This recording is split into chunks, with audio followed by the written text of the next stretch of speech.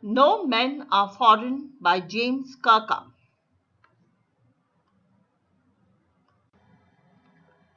Hello dear students, this is your anchor MRINALINI Mukherjee from Army Public School Delhi Cantt, and I will be walking you through this poem. Now a word about the author. James Kirkup was a poet, translator and travel writer. He has written over 30 books including autobiographies, novels and plays. He was born on the 23rd of April 1918 in the United Kingdom and completed his studies at Durham University. Amongst his most mentionable works are No More Hiroshimas, I of All People, among many others. He breathed his last on 10th May 2009 at Andorra. Now, what does the poem convey? The poet talks about the concept of global brotherhood and fraternity. Humanity should not be prejudiced on the basis of caste, creed, and religion. This is a post-colonial poem which talks about globalization and integrity among humans. The poem is divided into 5 distinct stanzas of 4 quatrains and has been written in the free verse. Now let us do a paraphrase of the poem. Stanza 1. The poet says, No men are strange and no country foreign. All men, whether or not in uniform, are equal. In stanza 2 he says, All men breathe the same air, drink the same water, and soak in the same sun. They feel joy and sorrow in equal likeness.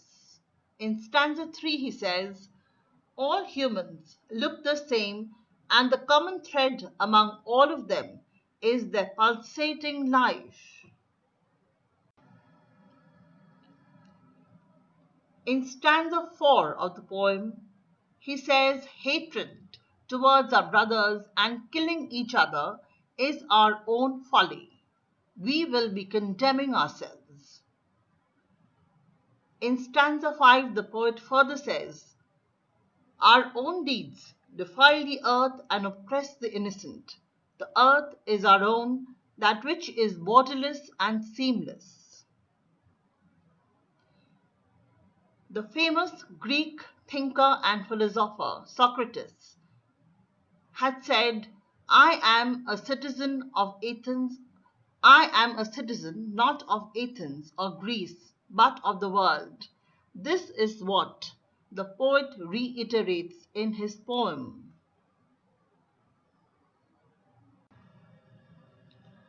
Now let us see what are the figures of speech that the poet has used. He has used alliteration, metaphor, repetition, and transferred epithet. The examples of metaphor are beneath all uniforms a single body breathes, war's long-starved winter.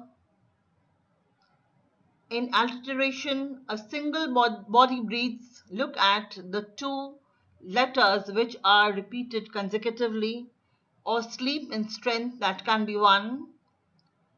In repetition, he has repeated the word remember 5 times.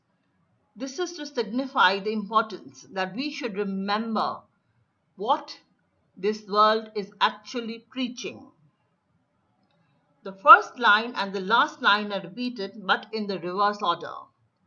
The transferred epithet is peaceful harvests. Harvests are never peaceful, but when we have a stable political system and no wars and no civil strife, then we can have harvests which are peaceful. Now there are certain lines and phrases to remember in this poem. They are, remember no men are strange and no country is foreign. Beneath all uniforms a single body breathes. are fed by peaceful harvests, by war's long winter starved. Remember, they have eyes like ours. Who are the they? They are the human beings. To hate our brothers, it is ourselves that we shall dispossess, betray, and condemn. It is the human earth that we defile. What have you learnt from the poem? What is the learning outcome? At the end of the lesson, you will be able to identify what is the oneness of mankind.